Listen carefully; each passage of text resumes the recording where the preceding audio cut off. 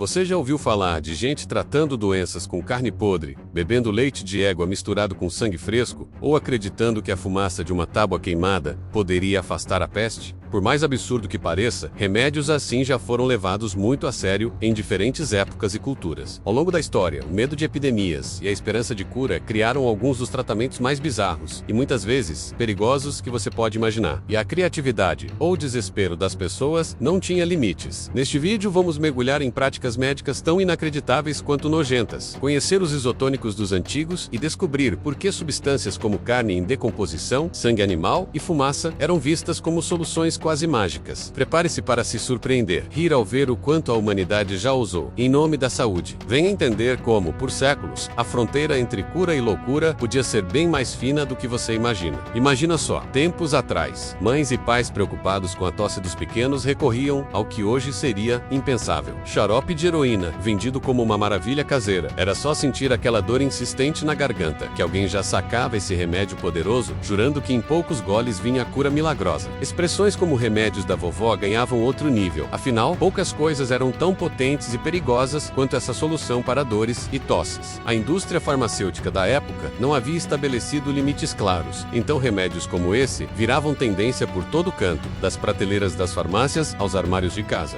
O curioso é que, para além do xarope, outros medicamentos surgiam prometendo alívio e bem-estar quase instantâneos. É até engraçado pensar, hoje, quem sofre com tosse procura chá de mel com limão, mas naquela época era natural apelar para fórmulas absurdas em busca de cura. Esses exemplos ilustram um tempo em que conhecimento médico era quase tão misterioso quanto um truque de mágica. E, entre uma tosse e outra, as pessoas gastavam fortunas em medicamentos duvidosos para aliviar suas dores. Convenhamos, quem nunca recorreu a um remédio caseiro antes de ir ao pronto-socorro? Já já você vai ver que, quando se trata de busca pela cura, as ideias estranhas só estavam começando. Você já ouviu alguém dizer que cigarro alivia a dor? Era comum ver anúncios recomendando cigarros como um santo remédio, principalmente para quem sofria de gripe ou dor de garganta. Havia até marcas direcionadas para o público doente, com embalagens sofisticadas e promessas tentadoras. Alívio imediato para sua tosse, diziam as propagandas. É surreal pensar que médicos e farmacêuticos receitavam a coisa mais tóxica que se tem notícia como solução para um simples resfriado. Imagine só, indo ao consultório, tossindo sem parar e recebendo como receita um maço de cigarros com aquele discurso que só os doutores sabiam.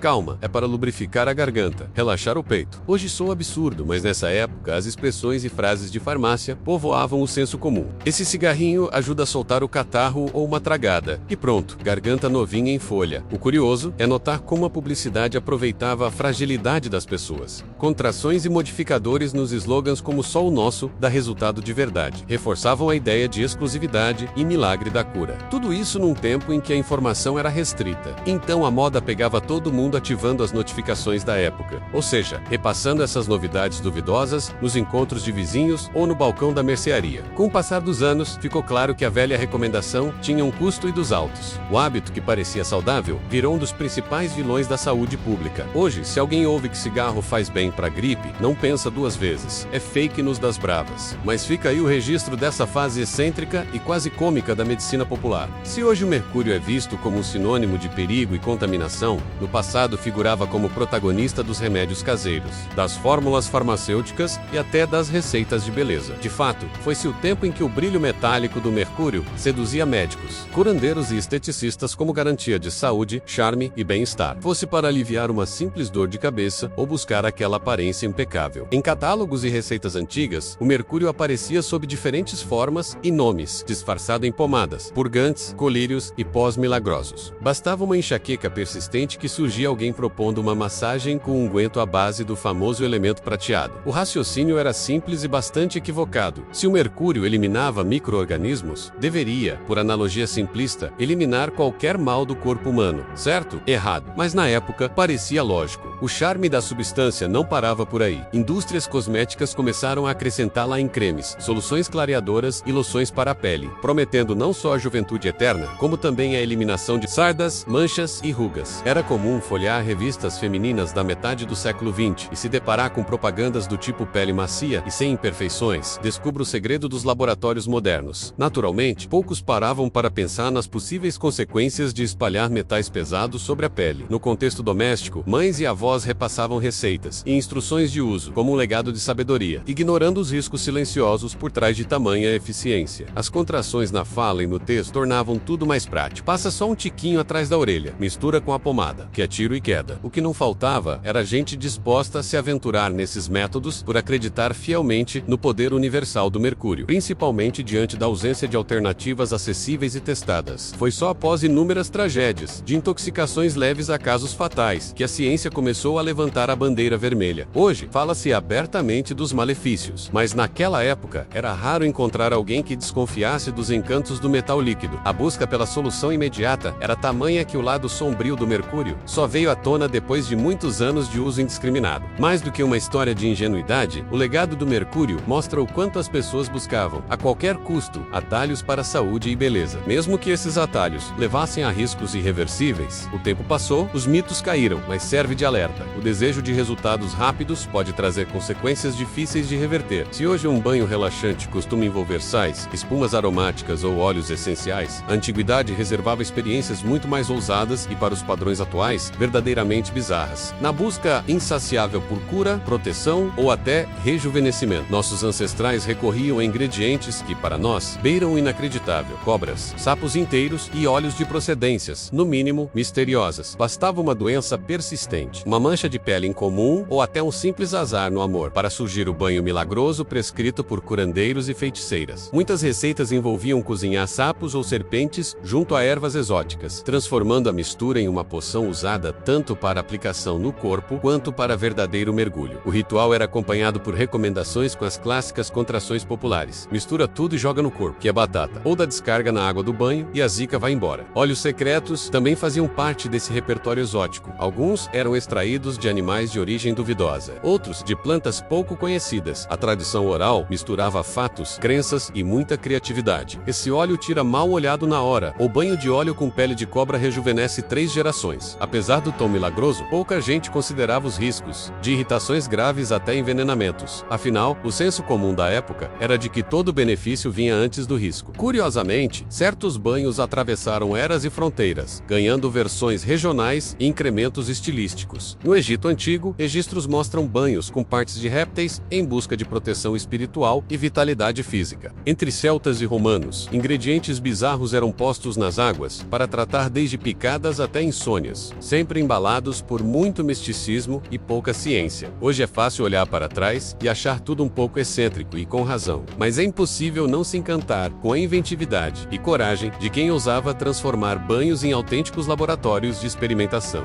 O que resta, além de boas histórias, é a lição de buscar soluções testadas, pensando sempre 2 vezes antes de aceitar receitas mágicas sem fundamento. Muito antes de ser visto como um vilão silencioso da saúde, o chumbo foi por séculos aliado de quem buscava beleza impecável e alívio para diferentes males. Reis, rainhas, damas e até crianças chegaram a usar compostos à base desse metal pesado, movidos pelo desejo de uma pele perfeita ou pela promessa de cura rápida para doenças cotidianas. A história da maquiagem revela um capítulo marcante: o uso do alvaiade, um pó branco obtido a partir do chumbo, se tornou sinônimo de status e refinamento entre as elites europeias. O rosto extremamente pálido indicava riqueza, afinal, quem era bronzeado trabalhava no campo sob o sol. Aplicar camadas de maquiagem de chumbo e pó de arroz deixava a pele lisa, sem manchas e reluzente. Não faltavam receitas transmitidas com entusiasmo de geração para geração. O que poucos sabiam era que, por trás do requinte, crescia o risco de graves intoxicações, queda de cabelo, danos neurológicos e até mortes silenciosas. O encanto do chumbo ia além da beleza e também aparecia nos medicamentos. Durante séculos, pomadas, gotas e pós à base de chumbo foram indicados para tratar eczema, feridas, dores variadas e até problemas de visão. Farmacêuticos da época misturavam o metal em fórmulas complexas, garantiam eficácia e era comum escutar: esse remédio é tiro e queda, cura tudo rápido. Novamente, o preço era alto. Casos de paralisias e intoxicação crônica se multiplicavam sem que as pessoas ligassem os pontos entre os sintomas e o tratamento. Apesar dos alertas de alguns médicos pioneiros, o uso do chumbo só começou a ser restringido no início do século XX. Com o avanço das ciências químicas e da toxicologia, foram necessários muitos casos graves para que a sociedade percebesse o perigo oculto oculto naquele luxo ou milagre em vidros e potinhos. Hoje, olhar para trás serve como lição. O desejo por soluções rápidas para a beleza e saúde já levou gerações a experimentar substâncias perigosas, confiando mais na tradição do que na ciência. Vale lembrar que nem todo segredo antigo merece ser seguido e cuidado. Nunca é exagero quando se trata da nossa saúde. Hoje pode parecer absurdo ou até repulsivo, mas, durante milênios, os dejetos humanos e animais foram ingredientes comuns nos remédios e cosméticos das mais diversas culturas. Antes da ciência desvendar micro-organismos e explicar doenças, o potencial mágico de tudo ao nosso redor era testado sem limitações, inclusive o que, em geral, é descartado rapidamente no vaso sanitário. Na Roma Antiga, por exemplo, o xixi humano era considerado artigo valioso para a higiene pessoal e limpeza de dentes. Os barbeiros recomendavam bochechos diários com urina envelhecida para conquistar um sorriso brilhante e branco. Já entre gregos e egípcios, o uso de fezes de animais era sugerido para tratar infecções de pele e até proteger as mães durante o parto. Banhos ou emplastros de esterco aplicados sobre feridas eram receitas infalíveis indicadas por curandeiros, normalmente acompanhadas do conselho: se deu certo para minha avó, vai servir para você também. Os registros históricos mostram receitas ainda mais ousadas, misturando fezes de crocodilo ao mel como contraceptivo ou criando máscaras faciais com urina de animais misturada a ervas. Por trás dessas recomendações, havia uma crença forte no poder vital desses ingredientes considerados impuros, mas também havia a tentativa de aproveitar substâncias químicas presentes nos dejetos, como o amoníaco, para a higienização. Com o passar dos séculos e o avanço do conhecimento médico, tornou-se evidente que tais práticas traziam riscos de infecções graves a doenças transmitidas facilmente pela manipulação desses elementos. Aos poucos, urina e fezes deixaram de ser remédio de confiança e passaram a ser visto pelo que realmente são descartes do nosso corpo, que exigem cuidado e higiene, não glamour ou promessa de saúde. Essas histórias servem como curiosidade e alerta. O desespero e a criatividade humana já foram longe demais em busca de soluções. Hoje, felizmente, podemos olhar para essas práticas com um olhar crítico, valorizando métodos seguros e comprovados. Em tempos em que a medicina mal arranhava a superfície das verdadeiras causas das doenças, o medo da peste, especialmente a temida peste negra, fazia com que valesse tudo na tentativa desesperada de escapar da morte. Sem entender bem as causas das infecções e doenças, médicos, curandeiros e alquimistas acreditavam que substâncias em decomposição tinham o poder de expulsar o mal do corpo doente. Uma das mais populares era o uso da fumaça de tábua queimada, como suposta forma de purificar o ar e afastar o contágio. Durante os surtos de peste bubônica, acreditava-se que o ar carregava miasmas, vapores malignos invisíveis, responsáveis por transmitir enfermidades. Diante do cheiro característico dos doentes e da velocidade com que a praga se espalhava, era comum ouvir conselhos como: faça fumaça, afaste o mau ar ou queime tudo que puder. Só assim a doença vai embora. Famílias queimavam tábuas velhas, madeiras aromáticas, ervas e até mesmo roupas dos mortos, enchendo lares e ruas de fumaça densa, com o objetivo de desinfetar o ambiente. As autoridades municipais chegavam a organizar grandes fogueiras coletivas, e documentos da época relatam que em algumas cidades era obrigatório manter fornalhas acesas praticamente o dia inteiro.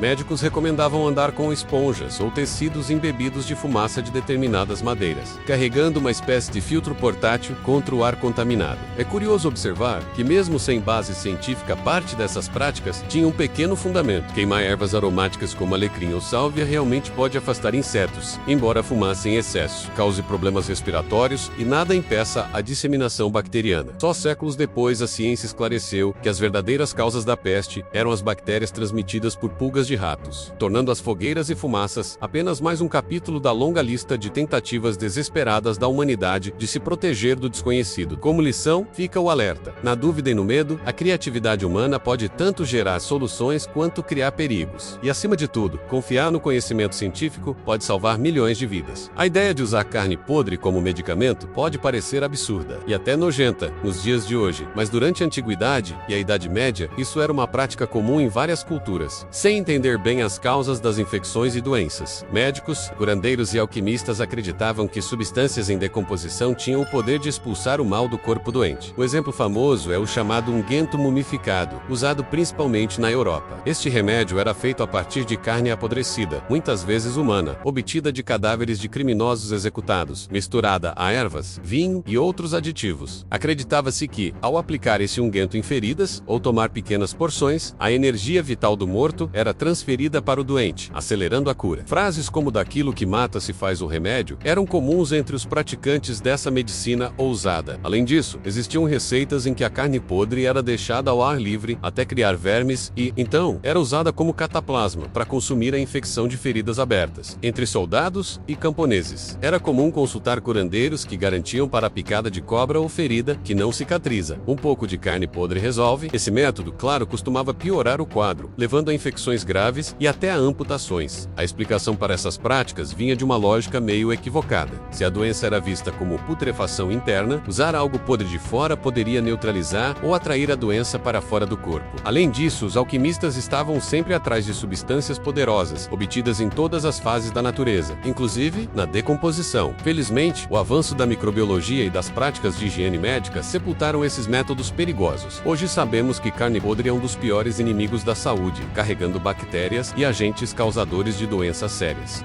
Muito antes da invenção dos isotônicos modernos, as civilizações da antiguidade já buscavam formas de recuperar a força, energia e vitalidade, principalmente em épocas de batalhas, longas viagens e doenças. Entre as alternativas mais curiosas estavam o leite de égua e o sangue de animal. Na estepe asiática, povos nômades como os mongóis e os citas dependiam do leite de égua fermentado, chamado kumis, como principal fonte de hidratação e nutrição. Mais que um simples alimento, o kumis era considerado uma bebida de poder. Com um único gole, tua força retorna, diziam os guerreiros antes de partir para expedições. A fermentação não só preservava o leite por mais tempo, mas também trazia um leve teor alcoólico, tornando-o mais seguro que a água de muitos rios. Exploradores europeus do século XIX relatavam com surpresa a saúde robusta desses povos, creditada ao misterioso kumis. Já em ambientes desérticos ou regiões onde a alimentação era escassa, o sangue de animais era motivo de reverência. Pastores da África, como os maçais, misturavam sangue de boi fresco ao leite, fonte natural de proteína, ferro e minerais, formando uma bebida ritualística, consumida em festas e como remédio para os fracos e doentes. Registros históricos mostram que comunidades do Oriente Médio também recorreram ao sangue de cabra e camelo em situações extremas, especialmente em jejum ou longas caminhadas. A crença era simples: ali onde está o vigor do animal, estará também nossa força. O sangue era visto como portador da vida, e beber esse líquido era uma tentativa quase mágica de incorporar o poder da natureza ao próprio corpo. Hoje, é claro, sabemos dos riscos de consumir sangue cru, e a própria fermentação do leite de égua apresenta desafios de higiene. Mas essas práticas ilustram como a busca pelo recarregar de energias é antiga e atravessa culturas. O que era para eles um isotônico provido pela natureza, para nós serve como lembrete dos caminhos fascinantes, e por vezes perigosos, que a humanidade trilhava em busca da sobrevivência. Se há uma figura que representa bem a combinação de criatividade, ousadia e falta de escrúpulos na história da medicina, é o charlatão do Velho Oeste americano. Entre meados do século XIX e início do século XX, esses vendedores ambulantes percorriam cidades e povoados prometendo curas milagrosas para qualquer tipo de enfermidade, com vestimentas chamativas, discursos teatrais e apresentações com ajudantes e músicos. Eles montavam verdadeiros espetáculos. Este elixir cura de reumatismo à calvície, basta uma dose e você se sentirá novo, anunciavam, sacudindo misteriosos frascos com rótulos exuberantes. Mas o que havia nesses remédios? Nada parecido com os princípios ativos dos medicamentos modernos. O famoso óleo de cobra, por exemplo, continha pouco ou nada de cobra. Como base, usavam óleo mineral ou gordura de animais misturada com ervas secas, álcool, turpentina e, não raro, estimulantes ou narcóticos. Assim, quem tomava o elixir realmente sentia um vigor imediato, causado pelos efeitos dessas substâncias potentes. Não era raro ouvir frases nos relatos da época como "o tônico me deu energia", mas depois veio um mal-estar esquisito. Os charlatões usavam todo tipo de artimanha.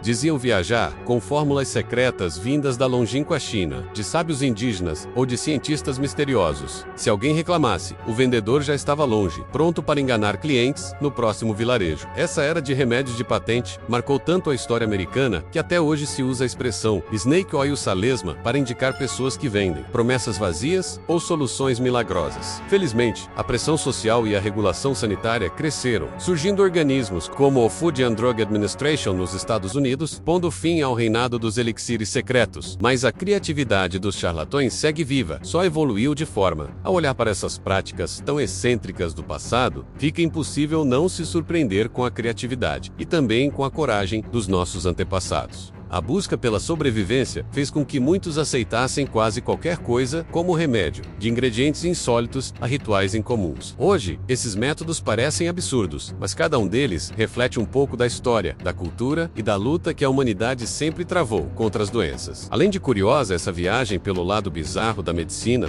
nos faz valorizar o quanto a ciência avançou e como a informação se tornou acessível e indispensável. Se antigamente a solução podia estar em um punhado de terra, um copo de sangue ou um punhado de fumaça, hoje temos conhecimento e recursos muito mais seguros para cuidar da saúde. E claro, resta também um pouco de espanto e muito aprendizado sobre o que significa ser humano em busca de cura. Se você gostou dessas histórias e quer continuar descobrindo curiosidades e fatos surpreendentes sobre o mundo, já se inscreve no canal, ativa o sininho das notificações e deixa seu like. Isso ajuda demais e garante que você não vai perder nenhum vídeo novo. Até a próxima e compartilhe com quem precisa dar boas risadas com o passado maluco da medicina.